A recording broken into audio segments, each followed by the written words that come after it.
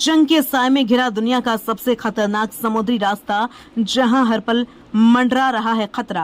लेकिन इसी बीच आई है भारत के लिए एक बड़ी राहत की खबर। जब दुनिया के जहाज रुक गए, तब भारत के जहाज कैसे निकल आए सुरक्षित।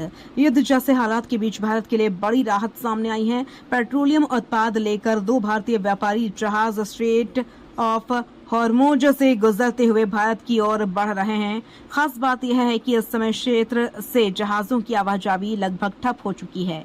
ईरान का बड़ा फैसला। इस पूरे घटनाक्रम में सबसे अहम भूमिका रही अब्बास अरागची की। ईरान के विदेश मंत्री ने देर रात बयान देते हुए कहा कि भारत सहित मित्र देशों के जहाजों को हॉर्मुज से गुजरने की अनुमति दी जाएगी। इन देशों में शामिल हैं भारत, चीन, रूस, Iraq, Pakistan. Straight of Hormuz दुनिया का सबसे संवेदनशील समुद्री मार्ग माना जाता है। यहां से दुनिया की करीब 20% तेल सप्लाई गुजरती है। युद्ध के समय यह इलाका सबसे ज्यादा जोखिम वाला बन जाता है। यही वजह है कि यहाँ किसी भी तरह की रुकावट का सीधा असर पूरी दुनिया की अर्थव्यवस्था पर पड़ता है।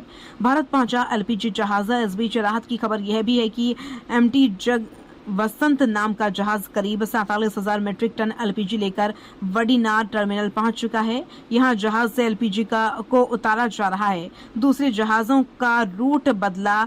इससे पहले एक रूसी तेल टैंकर और पाइक्सिस पायनियर नाम का मालवाहक जहाज न्यू मंगलोर बंदरगाह पहुंच चुके हैं। दिलचस्प बात यह है कि यह जहाज पहले चीन जा रहा था, लेकिन हालात को देखते हुए इसने भारत की ओर रुख कर लिया।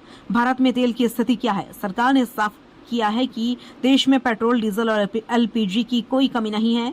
सभी रिटेल आउटलेट्स पर पर्याप्त स्टॉक मौजूद हैं, यानी आम लोगों को घबराने की जरूरत नहीं है। तनावपूर्ण हालात के बावजूद भारत ने अपनी सप्लाई चेन को मजबूत बनाए रखा है।